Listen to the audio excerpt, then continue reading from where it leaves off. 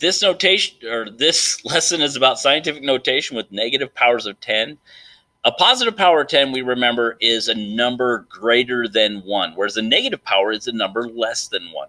In a positive power, we move the decimal to the left to create a smaller number times 10 to a positive power.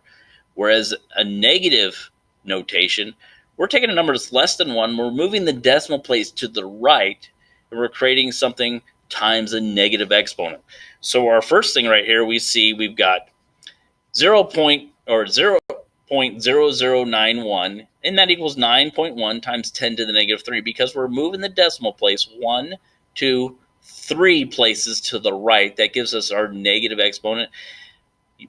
In scientific notation, you always have one digit between 1 and 9 in front of the decimal, never more than 1, and it's never 0. So 9.1 times 10 to the negative 3 is the same as 0.0091. Let's look at an example here. So when converting from scientific notation to standard notation, move the decimal point the number of places indicated by the exponent in the power of 10. When the exponent is negative, that means it's a negative exponent above that 10, it's a negative exponent. Move the decimal to the left and add placeholder zeros as needed. So here I had 2.304, and I'm going to move that decimal to the left and add placeholders. So 1, 2, 3, 4, 5, 6, and this is going to be my new decimal. And I'm going to have 0 in front, and then I'm going to add placeholders as I go. So I end up with 0.000002. Now, for a little trick, you'll notice that there are 5 placeholder zeros. There's always the number of placeholder zeros, a little less than that. So if it's 0.6, I'm going to have the number plus 5 placeholders, so that equals that 6. So let's try some scientific notation. We got some numbers here. Now I'm moving this decimal place. I moved it 1, 2, 3, 4, 5. So I end up with 8.29 times 10 to the negative 5th. That's how many times I moved it. Over here, I moved the decimal 1, 2, 3, 4, 5, 6, 7. So I end up with 3.02 times 10 to the negative 7. That's how many places I moved it. Down here, let's look at a typical red blood cell has a diameter of approximately 0.000007 meter. What's the diameter in scientific notation? Well, I'm going to move that decimal till it's behind the first non-zero digit.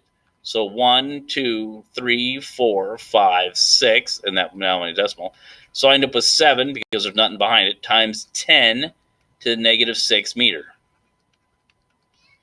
Much easier than trying to remember that big long thing, and less prone to error. That's why you use it. Now, let's write each one in standard notation. This should be standard. I'll fix that in the slide. This should say standard. Write each number in standard notation. Oops, forgot my D. So here I've got 10 to the negative 6. So I'm going to put my 1045. And where my decimal was, I'm going to move it. 1, 2, 3, 4, 5, 6. I'll bump my decimal there. I wish I would stop doing that.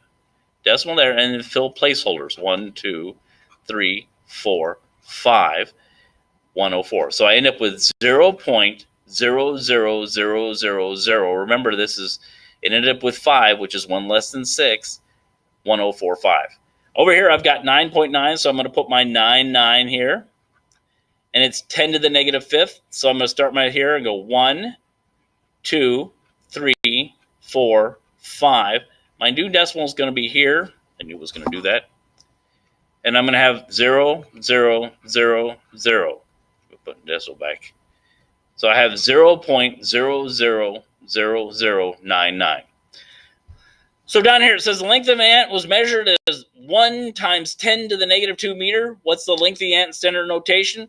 Well, all I got to do is put 1. And it's since this is the decimal back here, I can move it 1, 2. That's what it said, right? So put it in there. So the length of ant is 0.01 meter. So I hope that helped. When you got questions, ask, please.